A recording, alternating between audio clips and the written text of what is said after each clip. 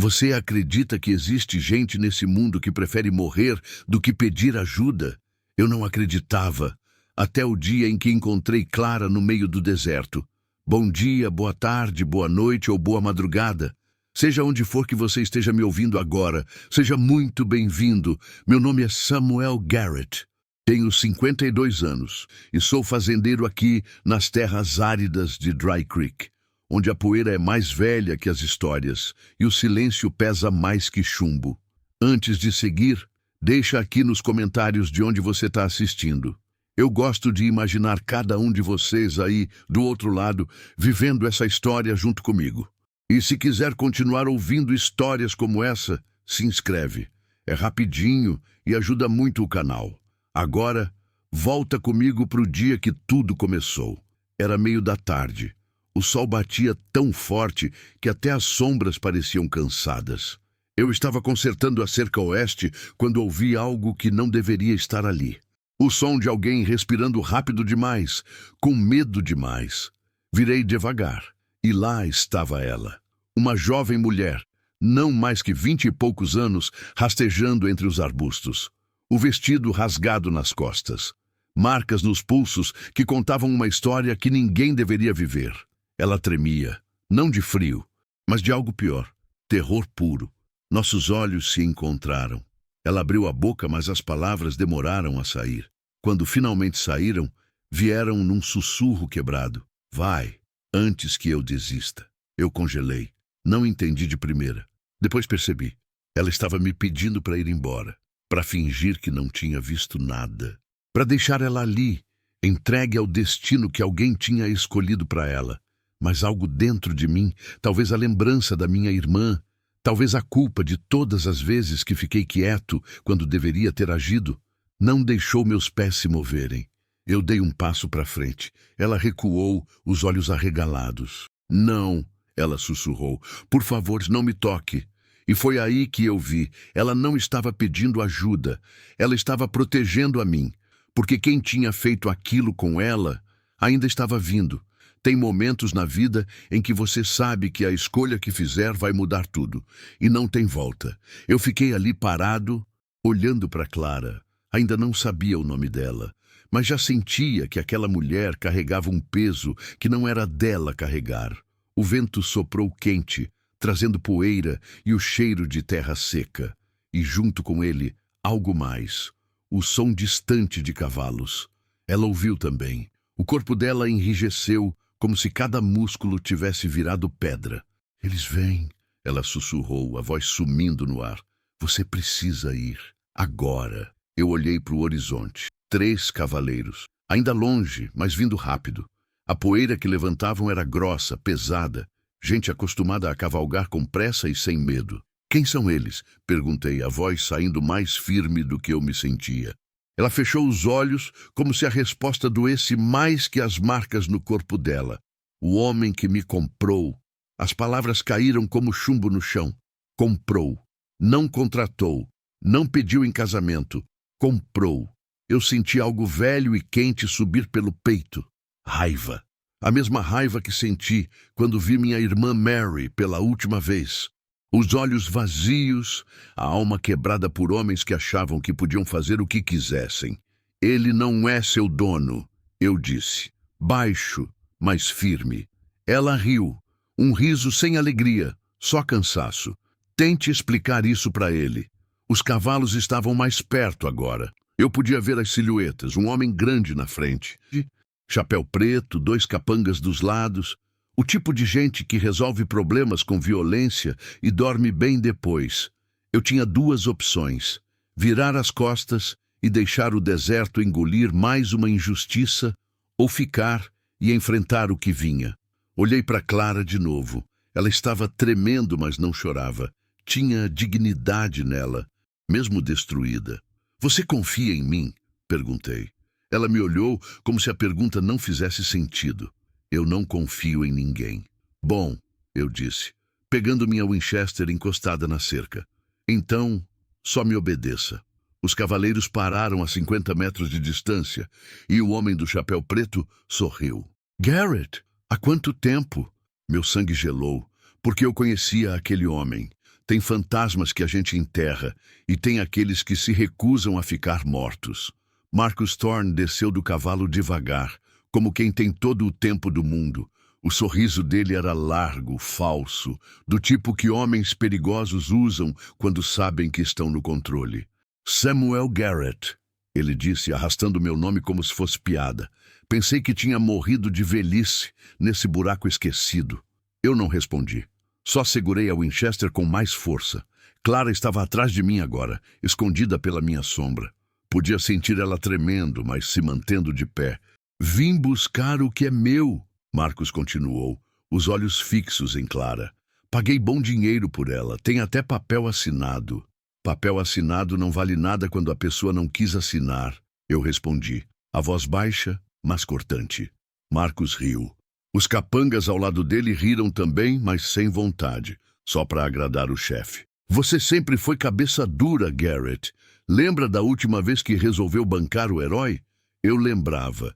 Como esquecer? 5 anos atrás.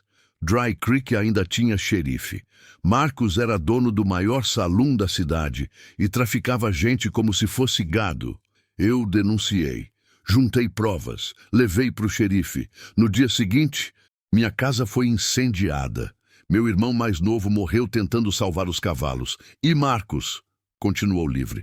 Porque dinheiro compra justiça nessas terras esquecidas. Eu lembro, respondi. E você também deveria lembrar que eu disse que, se cruzasse meu caminho de novo, não ia ser tão educado. O sorriso dele vacilou. Só um segundo, mas vacilou. Você tá velho, Garrett, cansado e sozinho. Ele deu um passo para frente.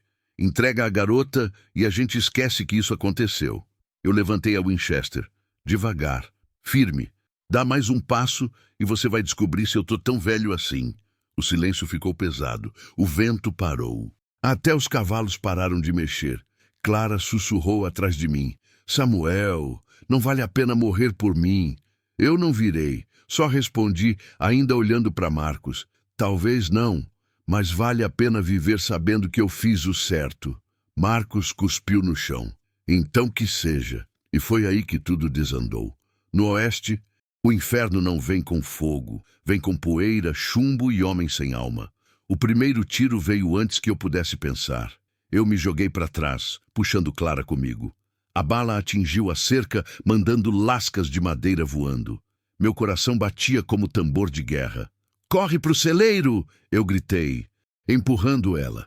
Ela hesitou, olhos arregalados, mas obedeceu. Correu curvada, os pés descalços levantando poeira.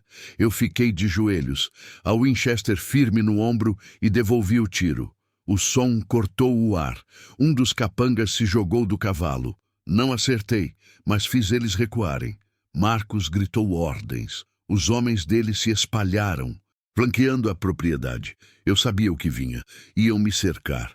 Recuei em direção ao celeiro, disparando de novo. Dessa vez, ouvi um grito. Acertei alguém. Não sei onde, não importava. Só precisava ganhar tempo. Entrei no celeiro. Clara estava encolhida atrás de uma pilha de feno, as mãos cobrindo os ouvidos. Ela olhou para mim, terror puro nos olhos. Eles vão nos matar, ela sussurrou. Eu recarreguei a arma, as mãos firmes apesar do medo queimando no peito. Só se eu deixar. Não era coragem, era teimosia. A mesma teimosia que me manteve vivo quando perdi tudo. A mesma que não deixou eu desistir quando enterrei meu irmão. Um estalo veio de fora, depois outro, passos se aproximando. Eu me posicionei na porta lateral, Winchester apontada. Respirei fundo. O mundo ficou pequeno, só eu, a arma e o som das botas na terra. A sombra de um homem apareceu. Eu atirei. O corpo caiu pesado. Não tive tempo de sentir nada. O outro capanga apareceu do lado oposto. Revólver em punho. Ele atirou primeiro. A dor explodiu no meu ombro esquerdo. Calor, ferro, agonia. Caí de joelhos, a visão embaçando. Clara gritou. Eu vi o homem se aproximando, arma levantada, pronto para terminar o serviço. Mas aí, algo aconteceu. Clara se levantou, pegou uma pá encostada na parede. E antes que eu pudesse gritar para ela parar, ela balançou com tudo. O som foi seco, brutal. O homem caiu. E quando o silêncio voltou, Clara estava de pé, tremendo, a pá ainda nas mãos, olhos arregalados. Eu matei ele?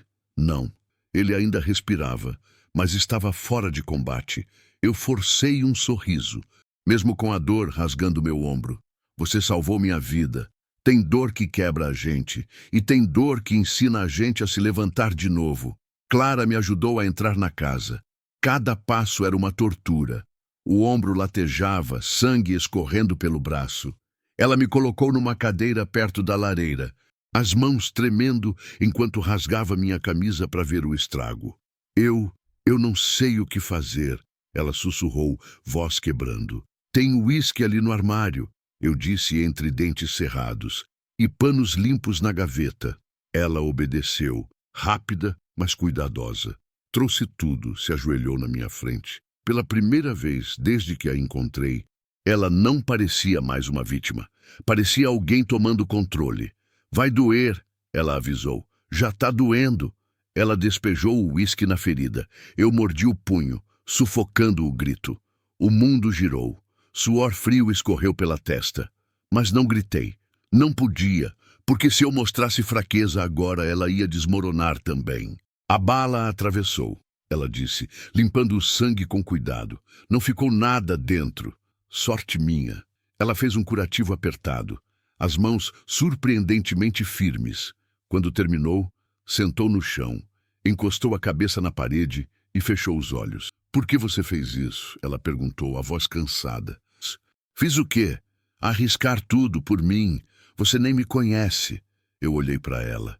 O rosto sujo de poeira, os olhos vermelhos de cansaço, as marcas que ainda contavam histórias que ela nunca deveria ter vivido. Eu tive uma irmã. Comecei devagar. Mary.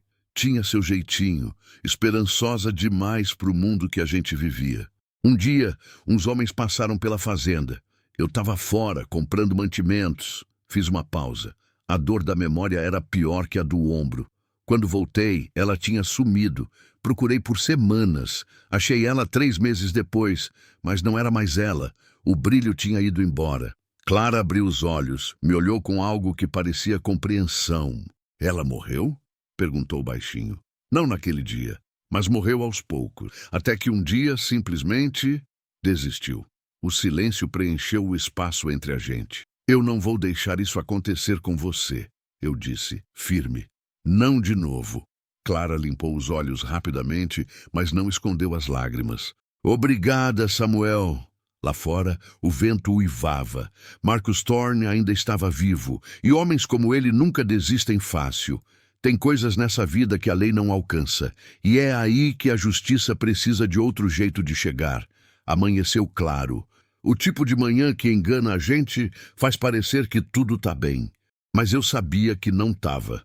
Marcus tinha recuado, mas não tinha ido embora. Clara fez café. Café ruim, forte, do jeito que fazendeiro gosta.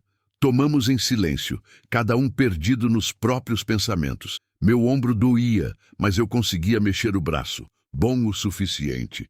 Foi quando ouvimos os cavalos de novo. Mas dessa vez eram diferentes. Não vinham correndo, vinham devagar, organizados. E eram mais de 3. Olhei pela janela. 6 homens. Na frente, um conhecido. Xerife Tom Holland, de Red Valley. A cidade mais próxima, a 3 horas de cavalgada. Do lado dele, o delegado federal que passava pela região de vez em quando. E no meio deles, de mãos amarradas, Marcus Thorne. Que diabo, murmurei.